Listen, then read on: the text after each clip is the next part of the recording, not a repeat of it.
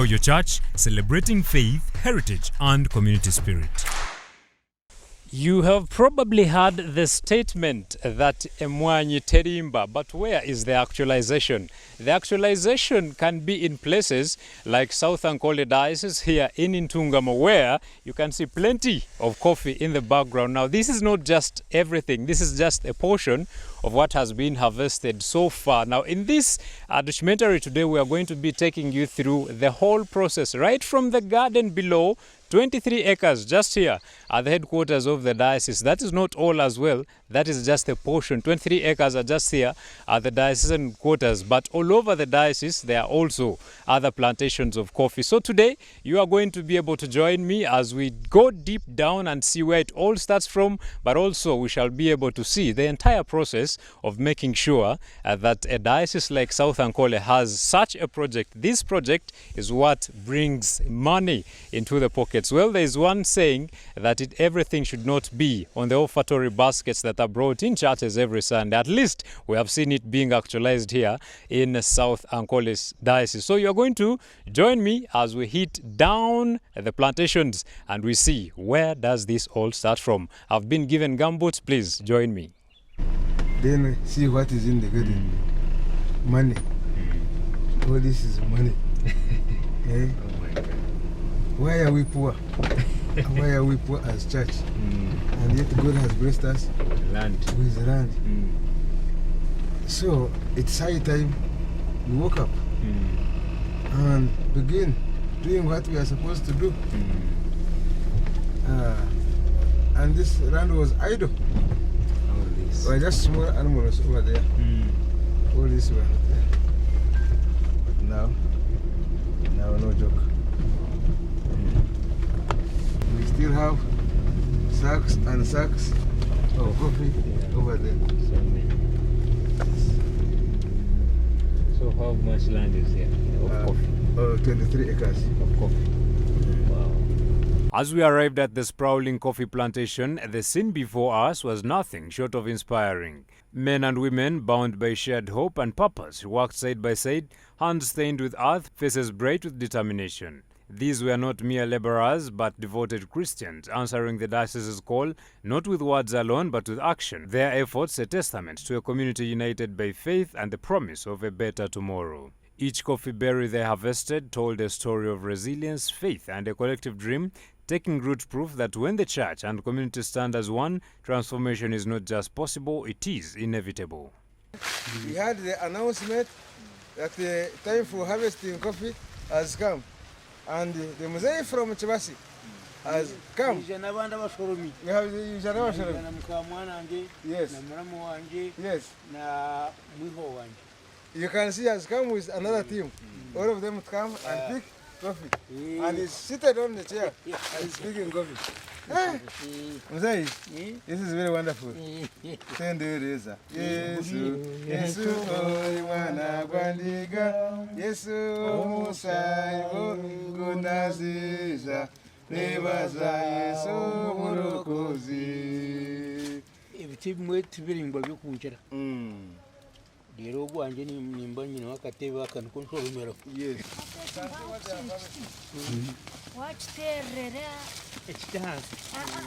Nkonkondo hariyo kachimikira. Obundo mwaka ni kibache nakiri kirigimchingamo. Yesebo, impenko. Ati impenko ni ngarama zizi. Zihazi ingeni. Magugonire ijya kusoroma umwana gwa Bishop ugu tegwine shonga ogura na mayonza. But one may ask, what drives such a large number of Christians to show up and participate in this harvest? Because of this year's harvest, it is so big. So we put up announcements over the radio and in churches that the lovers of coffee and the lovers of the diocese come and help us in harvest. You know, coffee needs labor and much labor. So we thank God for Christians. These people have come from different archdiocese, different churches, different faiths. We have the Muslims, we have the Catholics, we have the Pentecostals, and other levels of development who have come to join Anglican Church in this diocese to harvest this coffee. Interestingly, upon arrival, all participants received training on proper harvesting techniques to ensure the quality of the coffee remains uncompromised. And when we are harvesting, you harvest with care, and our standard is one. We harvest only the red cherry. That is the red one, which is well ripened. When Christians come to harvest, they are briefed of the standard of the red cherries we need. So they get it. And that's why all our coffee is red. There's no green and all other stuff bad coffee. So they get the training.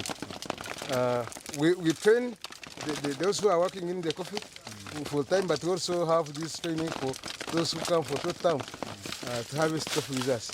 Bishop Nathan takes us through the journey of this coffee project, which was initiated in 2019 and has since continued to grow and expand. When we talk of coffee in South Ankole Diocese, this is how far we have reached. We started this project in 2019.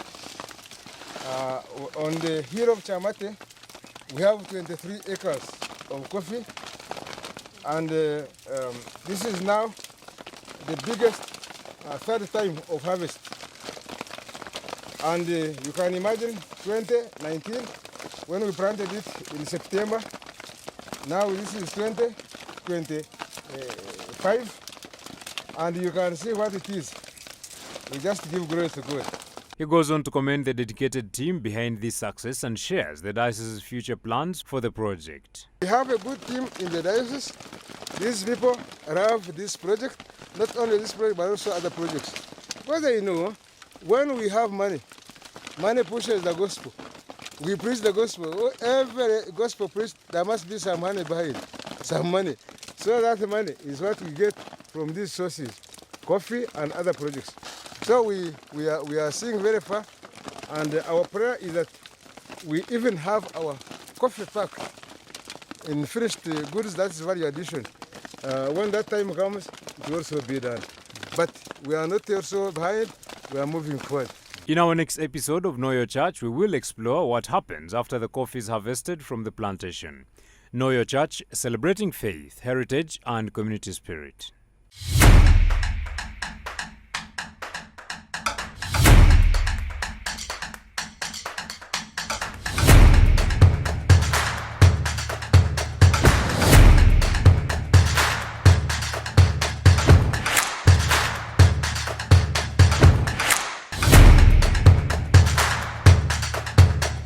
Know Your Church, celebrating faith, heritage, and community spirit.